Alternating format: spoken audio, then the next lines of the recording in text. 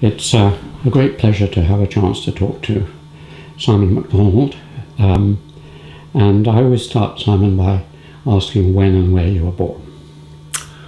I was born on the 9th of March 1961 in Hope Hospital in Salford, which is a city next to Manchester in the northwest of England. I know it well. I was in the Lake District for some years, so I know that area, and at Sedler School, so it was nearby.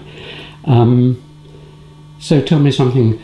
I ask people about their parentage a bit, and they can go back. One went back to the Norman Conquest, but usually they go back to their grandparents and say, tell me something about them. So could you tell me? My family couldn't go back to the Norman Conquest. I worked out as I was a teenager that there was a lot of romance about the ancestry which my father's father wanted to attribute to the family. Yep. But I think it just wasn't true. An unusual feature of my family is that my mother was born a McDonald and married a McDonald. So all my family were McDonalds. Yeah. And I'm pretty sure that my father's family, which was a Liverpool family, had been there for a couple of hundred years. That was certainly Grandy's story. He wanted it to be the case that his remote ancestor had accompanied Bonnie Prince Charlie on his English campaign. Yes. And I think the Prince and his Highland army got as far south as Derby, and then my ancestor couldn't be bothered to go home, so went across the country to the port of Liverpool. That was just one man's theory. I'm pretty sure that both sets of McDonalds were Irish and Irish Catholic. So they were the Irishness was kind of suppressed. I mean, they were aspiring middle class, and Irish didn't have great prestige as far as I could detect as a child. But Catholic was very, very important to my family's identity. My father was a religious man and was all the way to the day he died. As a Catholic? As a Catholic. After he died, I discovered my mother was not so religious, so she stopped going to church. For myself, I felt the importance of religion in my education in Salford. I only went to two schools. One was St Mary's R.C. Primary School in Swinton. And our headmaster said whenever we talk about our school, we should include the letters R.C. And that was a really good little old-fashioned primary school, and Mr. Wolfe and Miss Field were the two teachers that really determined the shape of the school. We were quite academically ambitious. There was still an 11 plus. They were very proud to get people through the 11 plus, and I was one of them. And then I went to De La Salle College, which was the local grammar school in Weast in Salford, and it was run by De La Salle brothers. So they were the Can we come back to that? Because you've whizzed through your childhood and parentage so fast that we'll be finished in 5 minutes if we go on at this speed. Going back to your parents, shall we say, tell me something about their character and occupations. Well, my parents met in my mother's first week at Sheffield University. My parents were both the first in their families to go to university. My father went there to read medicine. In the end, he failed. He took his anatomy exam 2 or 3 times and couldn't get through it. By that time, he had met and wooed my mother, who went to read French. And at some point late in her first year, I guess, maybe her second year, she discovered she was pregnant with me. And so they left Sheffield University. Were they married at the time? No, they just got engaged. I mean, this is not the sort of conversation even a grown-up has with his parents, but I'm pretty sure I was the result of wild celebrations after they got engaged. And my grandfather, my mother's father, was not happy about this state of affairs and whisked them off to Lourdes in France. to get married because he wanted a low-profile wedding. Well, in 1960, two people from the Northwest going to the Pyrenees to get married was a bit more newsworthy. So that I think that there was more attention because they went to Lourdes to get married, but they married in July 1960. And my father joined his father-in-law's funeral directing business. So for most of my life, all of my childhood, my father was a funeral director, following in his father-in-law's footsteps. His own father was the chief engineer of the UK Atomic Energy Authority. So his parents were rather disappointed with his life choices, but they settled happily near my mother's family. So that's why we grew up in Salford, because that was where. Did your mother have a job? She was mother to 5 children, which occupied most of her time. Eventually she did go back. She never finished her degree, although French has always been her passionate interest, and France has been her interest. So she organised tours to France. Her father, the funeral director, had a second business, the one he really liked, which was pilgrimage travel. And Catholic pilgrims in the northwest of England like to go to the Holy Land a bit, but that's very expensive. To Rome a bit, but they really like going to Lourdes. So that was why my grandfather was able to arrange a wedding at short notice in the Pyrenees. I see. Fascinating. What about their characters?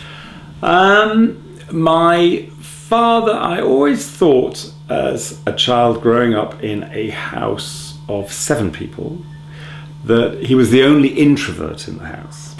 But I don't think that's fair. What he was quiet and steady and reliable and kind all the time. He was just the loveliest person. Everybody, I think, genuinely liked my dad. And you hear a lot of such things, especially at funerals, but I think it was particularly plausible with my dad, but not very demonstrative. Whereas my mother has a very sort of firework and fizzing personality. The noise in our childhood home was definitely started with my mom, and she. I mean, one thing that I puzzle about is how ambitious were they for us as their children, because they didn't feel as though they were all that ambitious. They weren't very impressed if we didn't do bad. If we did badly, they weren't impressed, but they weren't especially pleased if we did well. Yeah. But I'm the eldest of 5, and the 4 of us still living have all done very well in our chosen field. Whereas my first cousins, and I have 7 of them, not particularly well. And we were a very close-knit family as children, because my mother was the eldest of 4, and 3 of the 4 married only sons, so it was sort of a self-contained unit. But I was still puzzled, why did the 4 of us do better than our cousins, materially speaking, professionally speaking? Yeah. So as up to sort of between the age of 3 or 4, actually one thing I often ask is, what is your first memory? Not of, just sitting in your pram looking at the sky, but particular memory. My first particular memory is being allowed into my parents' bedroom to see my new brother. So I was born March 61, he was born in June 63, so I was just over 2 years old. And we lived in what was really a bungalow, but it had a bedroom on the first floor. And that was my parents' bedroom, and we were never allowed into this room. And I remember that prohibition. But one day, my sister, who is a year younger than I, we were both allowed upstairs. And I remember wanting very much to explore and not being the least interested in the pink bundle in my mother's arms. But we were required to admire the new sibling and went back downstairs having failed to explore. And I never went back into that room. So I suppose my first memories of some annoyance.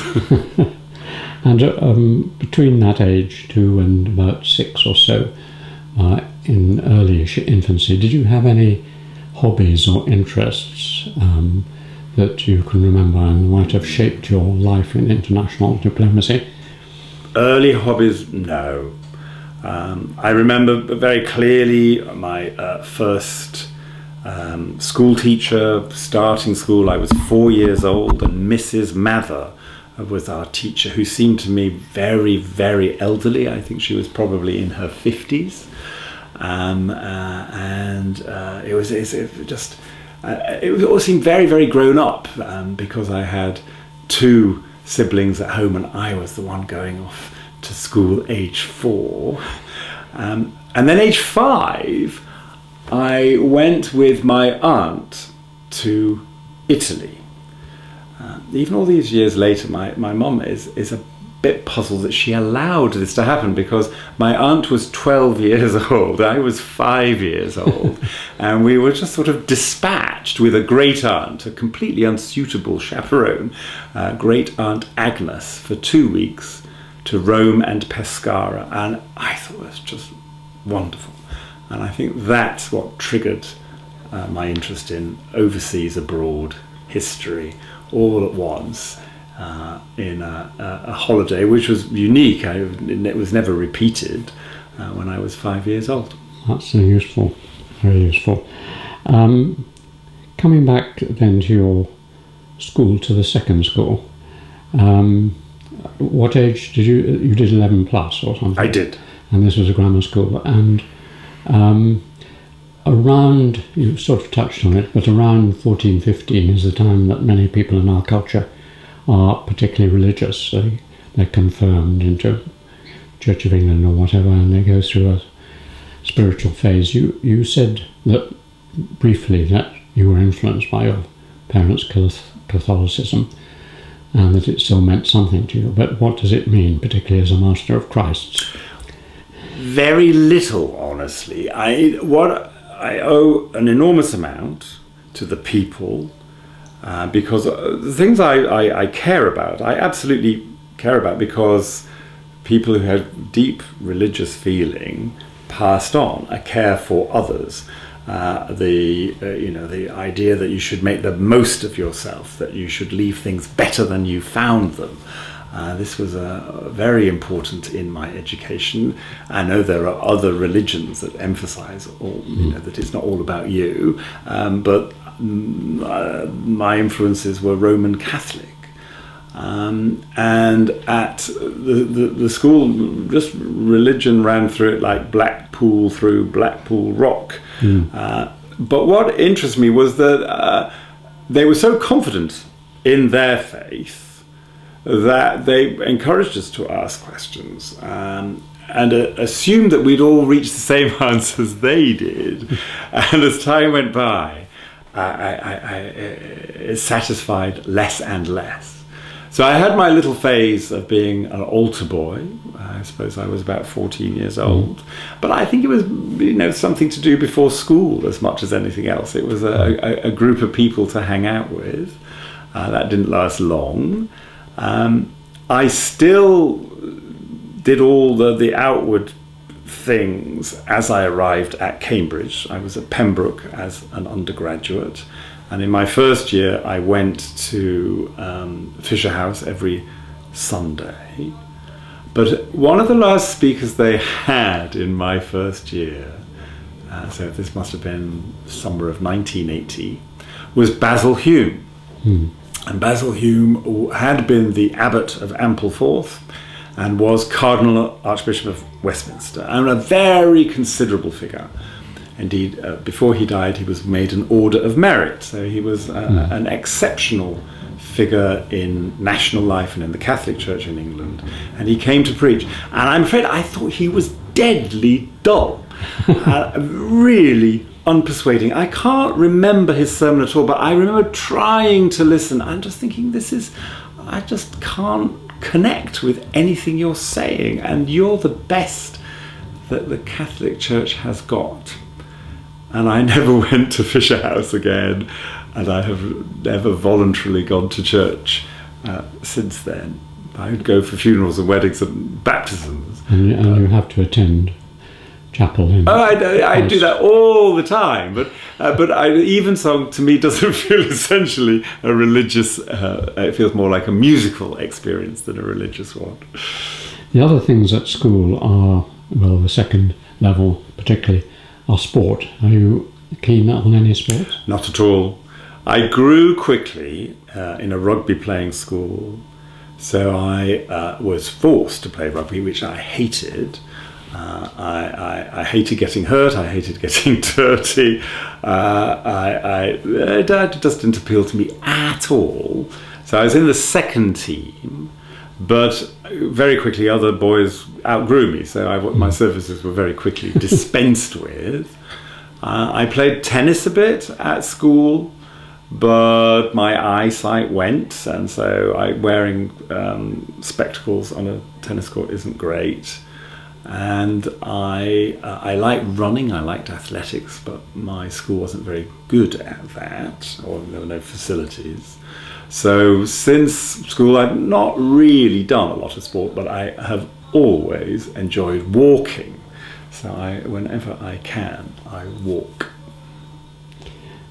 The other thing, well, several other things happen at that time. One is some people get involved with sort of school politics, debating societies and things like that. Was that important at all? I took part in only one debate before I became a British ambassador, and that was in a school debating competition. I remember it vividly. I was terrible. I read out a not very good speech too quickly, and the judges pointed this out.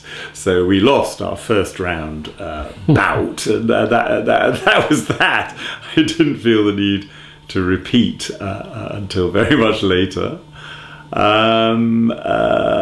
So what else did you ask? Well, the other thing is music. Often at school or so on, you begin to move from pop and jazz and things to classical music and so on. I listened to all sorts of music. I think I got 30,000 different tracks on my iPod. And I listened to a lot of pop music at school. But my dad was always, he never put much music on, but in the car there would be Radio 3 in the morning. He would listen to Radio 3 if no one else was around. And he loved Beethoven above all else. He loved Bach.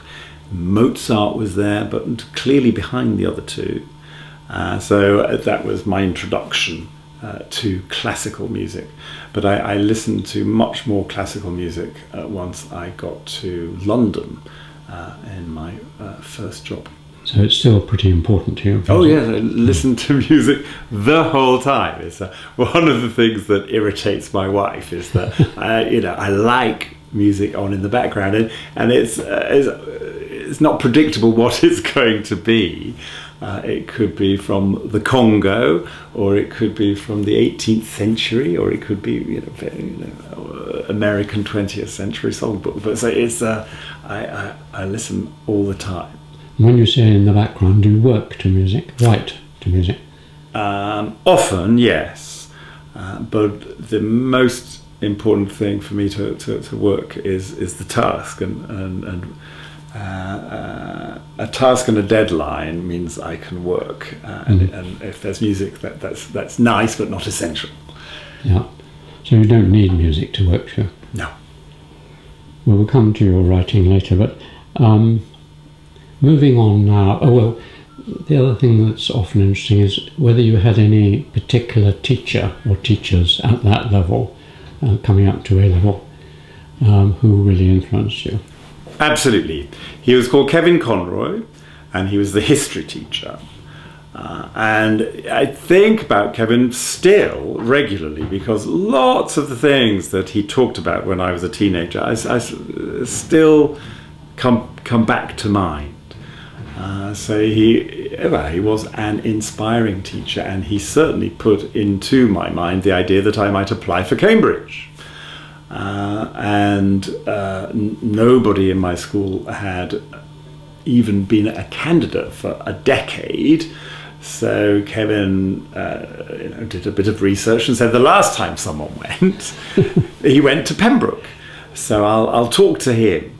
And he was a lawyer, and Kevin did talk to Martin Stevens, I think his name was. And he said, yeah, it's a good place. So I applied to read law at Pembroke. Law. Well, you see, the only two valid degrees in my neck of the woods were law and medicine. And so it was the last decision, the big decision affecting my life, that I allowed my parents to take for me, in effect.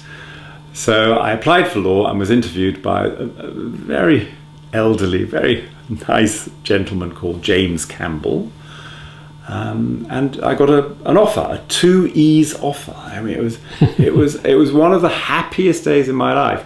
It was something just so good, and it was there. I mean, it wasn't like a conditional offer where you had to do lots of work to secure your place. It was a 2 E's offer, and it happened just before Christmas in 1978, and it was a thrill and a surprise. And Kevin was, the reason I did it. And then, having got to Cambridge, I worked out almost immediately that I did not want to be a lawyer, and thought, why on earth would I study law, that being the case, especially as on our first Saturday we had 4 hours of lectures. So on the first Monday I changed to history, which I did very happily for 3 years. Right, so we're now at Pembroke. Who were your history supervisors? The ones that made the great impression were Jay Winter and Clive Trebilco, who were great, but sadly I didn't have them in my first year. Because I was late to the subject, I was really in the hands of the Director of Studies, who was a man called Geoffrey Scammell. And he was fine, but as I was starting, and I hadn't thought about which papers or options, he directed me to a paper supervised by his wife, Jean Scammell. Yes, she was, and now all these years later, I can say I disliked that woman more than nearly anybody I have met. She was so horrible to me, and I couldn't really work out why. But she was someone who had to be endured and survived, and it was a very important lesson, because it felt to me that people can be arbitrarily cruel, and there is just no place for it. Good, well, I hope Jean is not around. Well, I could see her now, but no, I'd tell her, because it was her standard procedure, I was told, but it didn't make it any better. But then in my second year and third year, there was Jay and Clive, who were terrific, and Mark Kaplanoff, and he was a historian of the United States, and American history was one of my favourite papers. But the lecturer I most remember is David Cannadine. So he did British history of the 18th century, and he was, of course, he was very young at that time, but of course he was a lecturer, so I assumed he was at least twice my age. But he was, for me, the best lecturer of history in Cambridge. Well, it's very nice you're at Christ, because it has such a famous history tradition from Jack Plum through to a number of his illustrious students. Well, David and Linda were staying with us in the lodge this week, because Linda just became an honorary doctor of Cambridge. Excellent. So, at that stage, did you get involved in the union or politics or anything?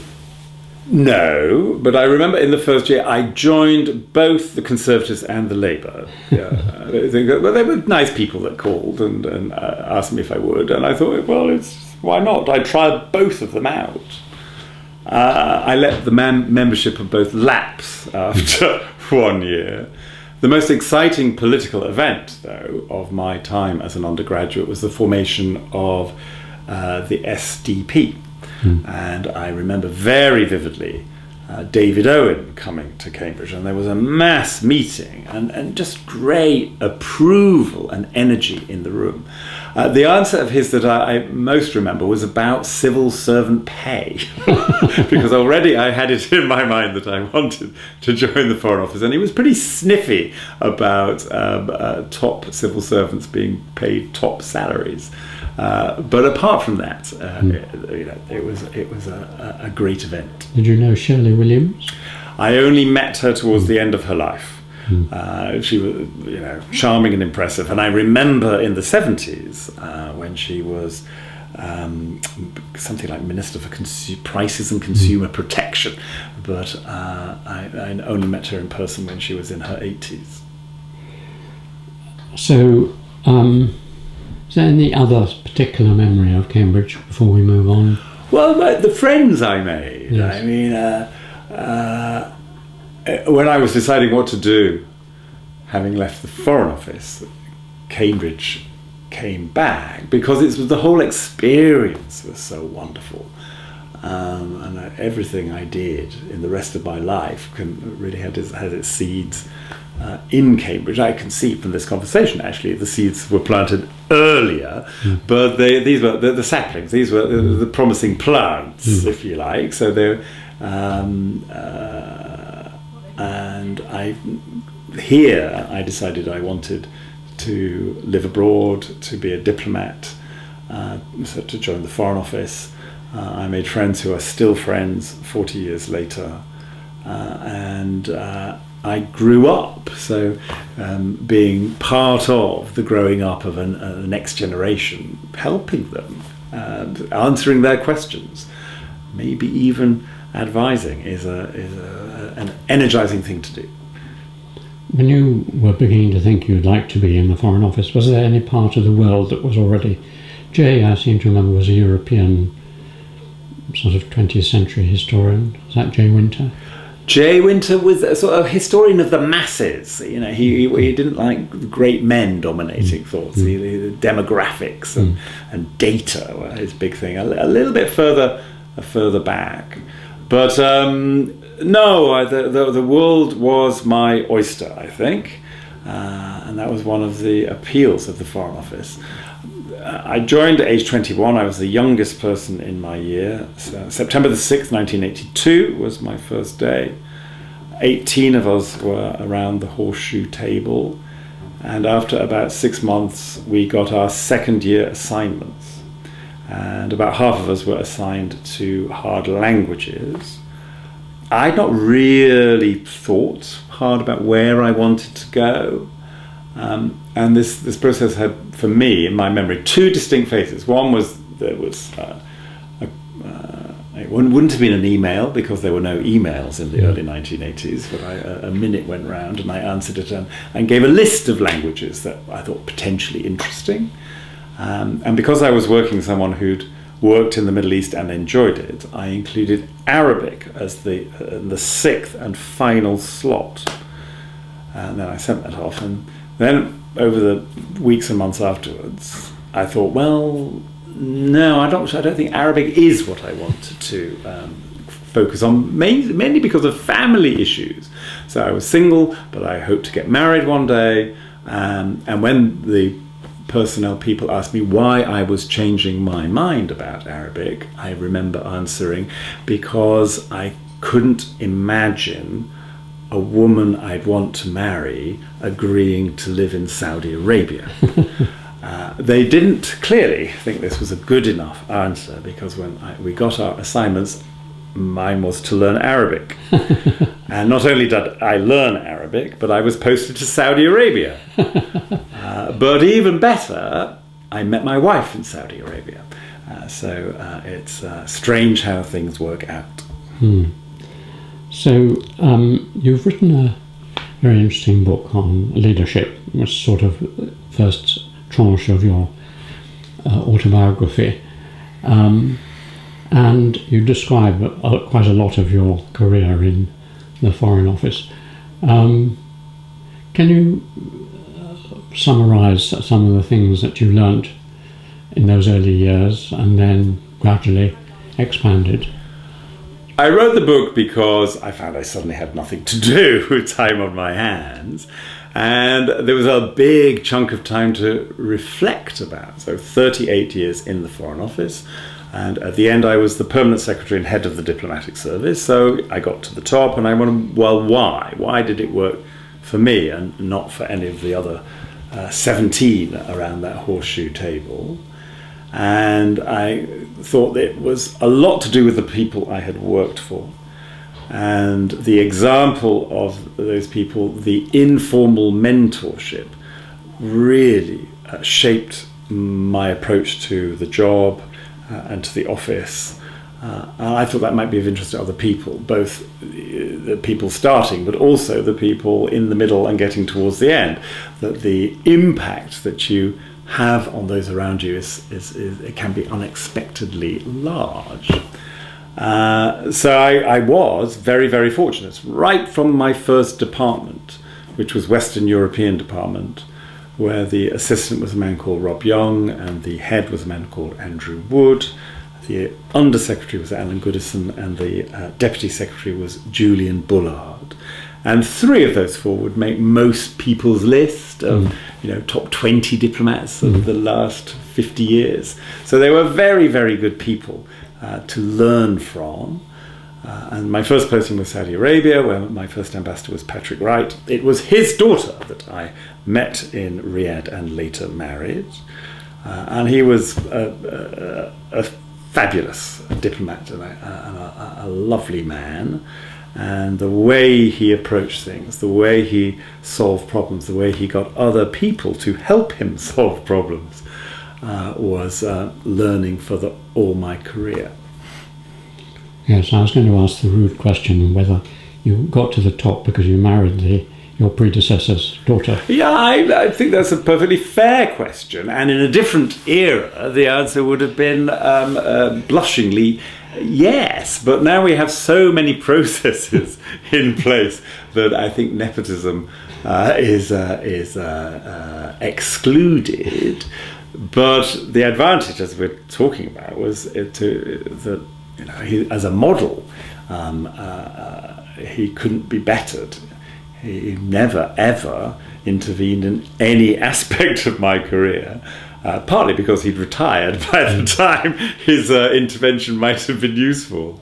But nepotism is not the British way. One of the people you mentioned there, and I remember reading the book, was Julian Bullard. I have a feeling I was taught by his mother-in-law or something. There was one of these very important academic families in Oxford. The very famous master of Balliol, A.L. Smith, his 7 beautiful daughters. One of them, Lady Rosalind Clay, was my teacher for many years. And she used to talk about the Bullards. And I'm not quite sure what the connection was. Well, Julian's mother was a daughter of this famous master of Balliol. And she married Rita Bullock. Now, the nicest story I heard about Rita Bullard is, in fact, rubbish. And the story was that he was called Reader because he was the only one in the family who could read. Not true. But he was from an extremely humble background in the East End of London. And he was a scholarship boy. And he dragged himself up by passing all the exams. But Reader's father, when he died, left only £10, so he was from a properly poor background. He couldn't get into the diplomatic service before the First World War, but he could get into the consular service. I think that's how it worked. And eventually the diplomatic service and the consular service merged, so Reader became minister in Jeddah and ambassador in Tehran. and as our man in Tehran, he hosted Churchill's famous 69th birthday party, where Churchill was flanked by Stalin and Roosevelt. I think the most humble guest was Claude Auchinleck. So Rita was a British success story, an inspiring story, and two of his sons, Julian and Giles, went into the diplomatic service, and Julian, whom I knew a bit, I worked for, was a fantastic diplomat and eventually political director and then ambassador in Germany. You talk in the book, I'm going to ask you one or two questions about the book. Talk in the book a lot about leadership, but not so much about diplomacy. And you said this person was a fantastic diplomat. So what is a fantastic diplomat? Someone who understands their own position. It's interesting how few people really understand what their side is trying to get out of a negotiation, but the best diplomats do know their own bottom lines. But what the diplomat really adds is understanding the other side. Not only understanding their bottom lines, where they can compromise, but also why they have to fuss in the way they do, which often puzzles British ministers. And key point, how to present our case to the other side to give it the best chance of success. Another very effective diplomat I worked for was Robert Cooper. And Robert Cooper had all sorts of success in negotiations in Brussels because of the way he made the case for Britain.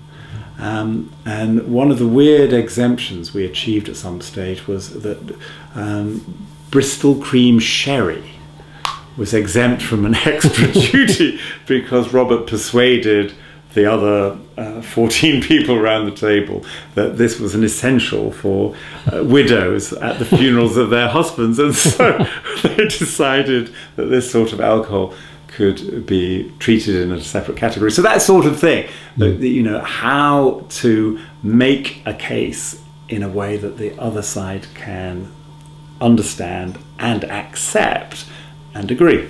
I think it's very varied. I think the group of such people which is properly effective is smaller than the group of people who claim to be effective. I have no idea who you're talking about, but there are quite a lot of freelancers, and some of them absolutely work, but most of them have some sort of official locus, so they're not total outsiders. And for me, a favourite example in my career was the Oslo negotiation. Now, the Norwegians, nobody's idea of central players in the Middle East peace process, but they properly established the relationships with the key players. They were trusted, they could provide venues for very low profile talks. And Terje Larsen and Mona Juul, I think, are the uber exponents of what you are talking about, but it helped them all the time that they were actual diplomats, even though they were from a surprising country. You provide throughout your book a sort of model of what are the 20 most important things to... Too many, I know.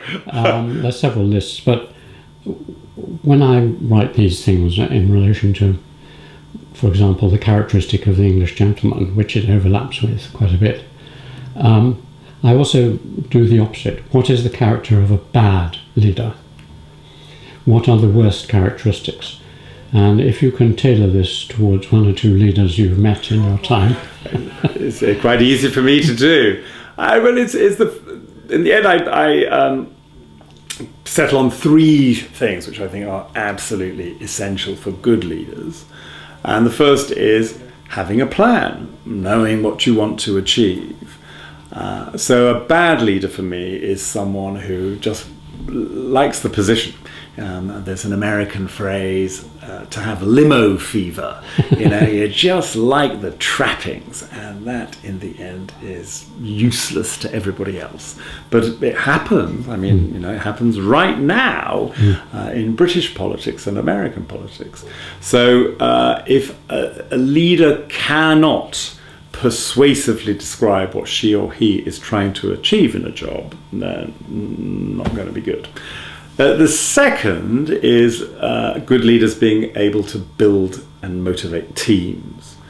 And the very worst people in leadership positions I have worked for have shunned the possible team that could have helped them, been suspicious of the people around them, decided to set up informal channels outside their ministry because they just weren't, they didn't get what the civil servants were there for, and were incapable of using the civil service.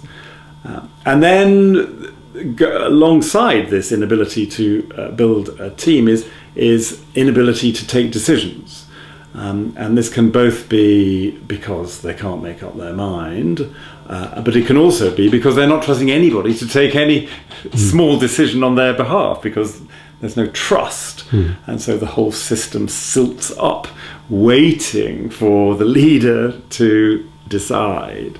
And the third key characteristic is being a decent human being, caring about other people, putting other people before yourself, making sure that if you are inconveniencing someone, especially if it's not totally reasonable, that there's some care, that they know that you are grateful for that, that there'll be even maybe some gratitude and compensation for that.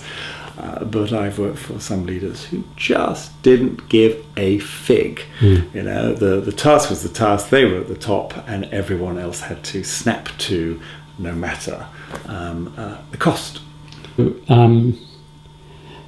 Coming back to the question of one characteristic you need as a diplomat, which is to understand the other side.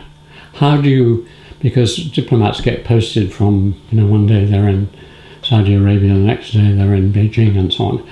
How do you tend to learn about another culture fairly quickly and understand it sufficiently to work? The trap in the question is the idea that you can learn another country and culture quickly. Looking back, I think actually is quite slow. There's the sort of journalist approach of chucking yourself in, 4 days, talking to as many people as possible, going to as many different cultural events, meeting as many people. It's like a sugar rush. I don't think in the end you do get to learn the place that you've landed.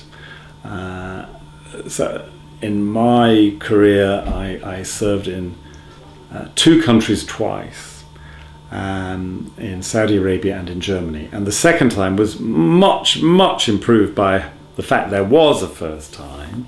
But I was quite startled in both cases to think how much I got wrong first time, how much was incomplete or misleading. So I that's one reason why I think it's a good idea for people to return to a country they've worked in before. It's a good idea for people not to work in too many countries, because it's just information overload.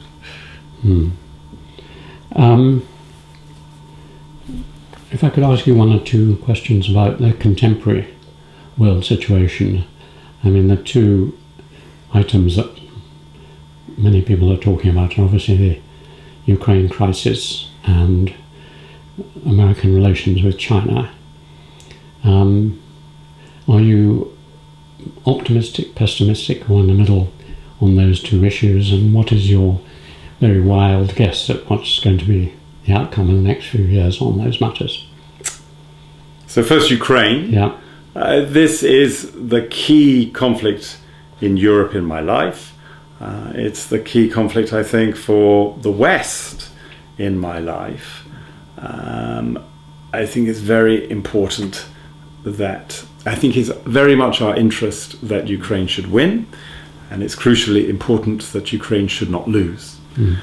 So the UK, its allies, doing all they can, which the rules allow, to help Ukraine defend itself is our conspicuous interest.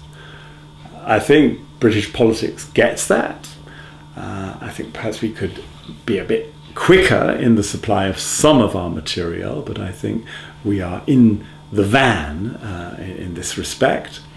However much we do, it pales in significance compared with the United States. The American contribution is the single most important. It's about 10 times the size of ours.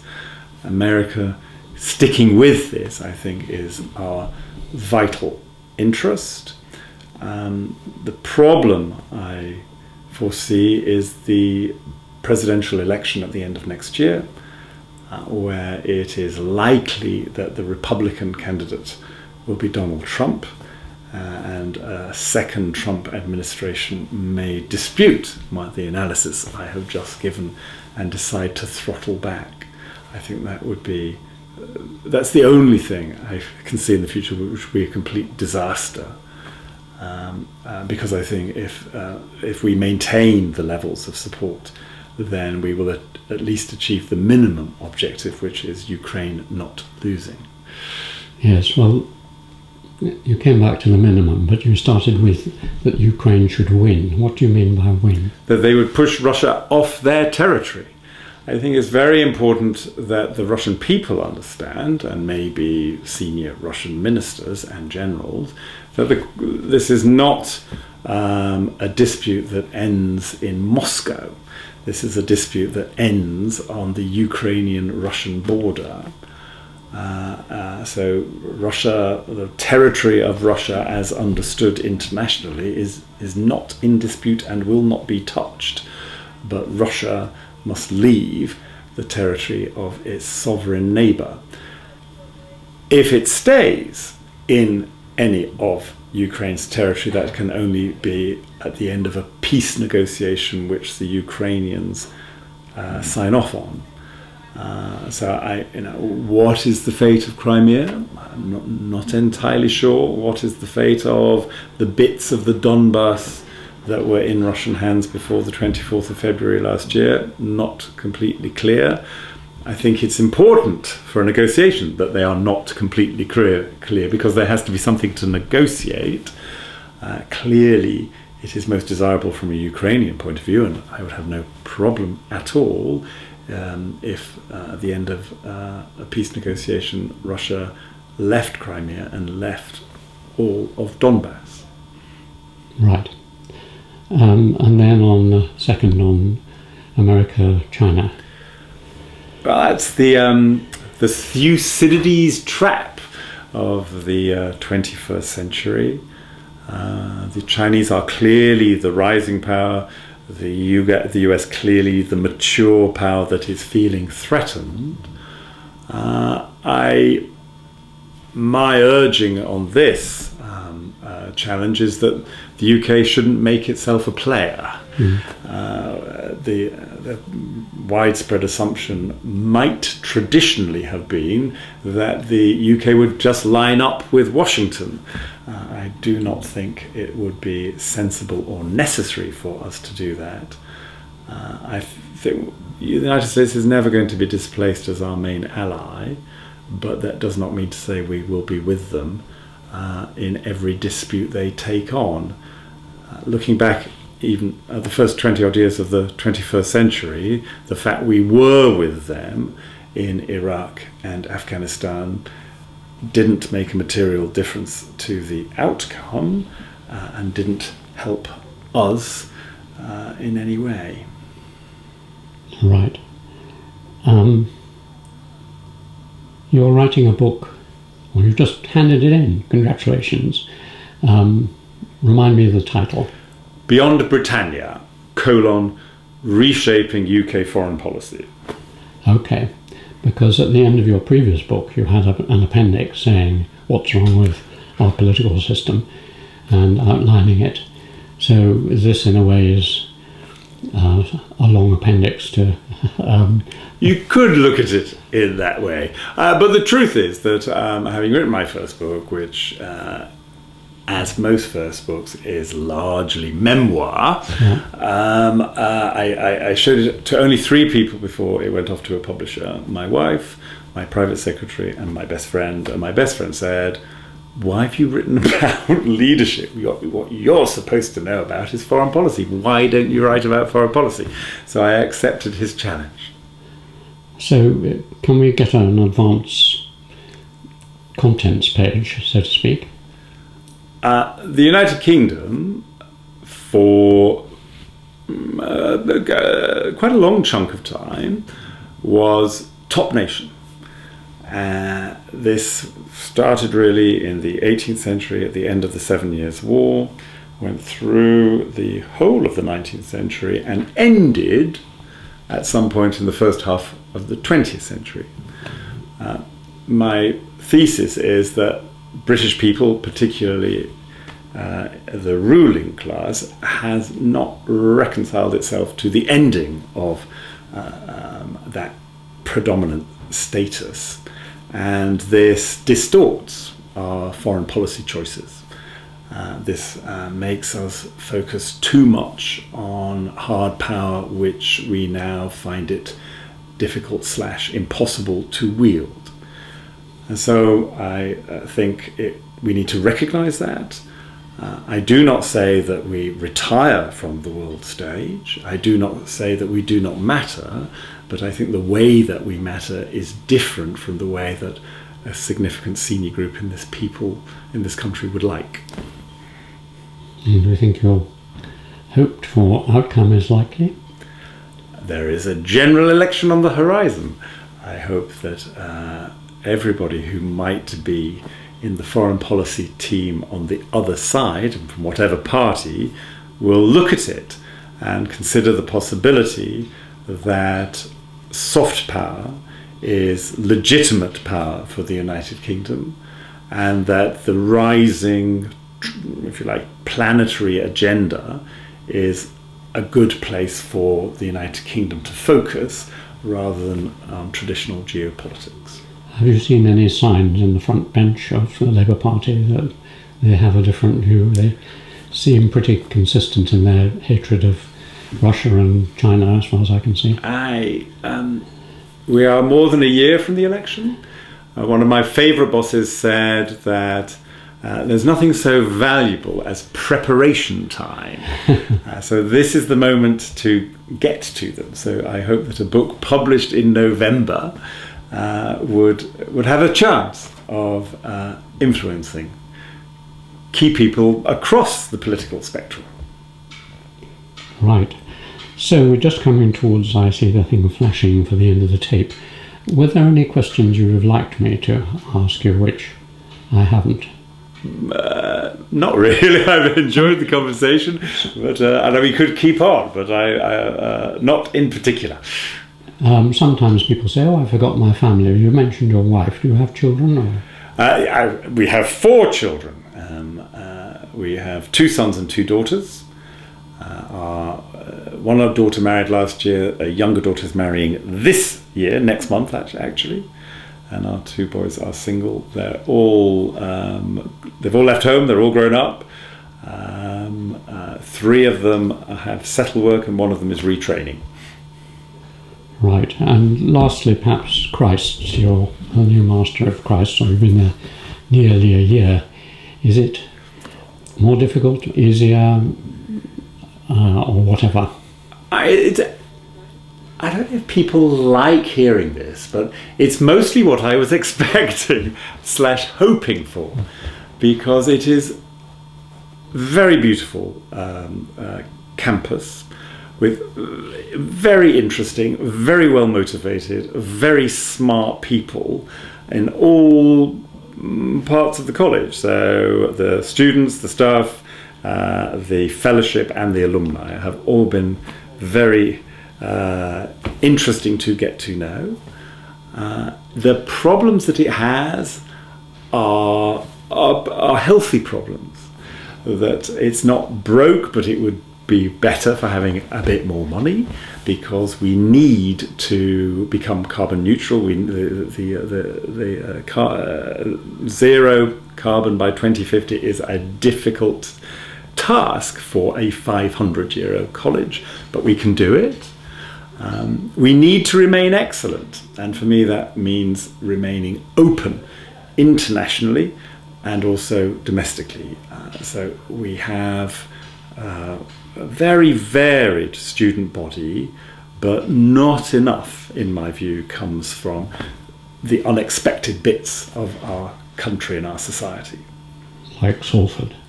That would be one place, but there is at least one person from Salford right now. Let's hope there are more. So thank you very much indeed, Simon. That was lovely. Thank you, Alan.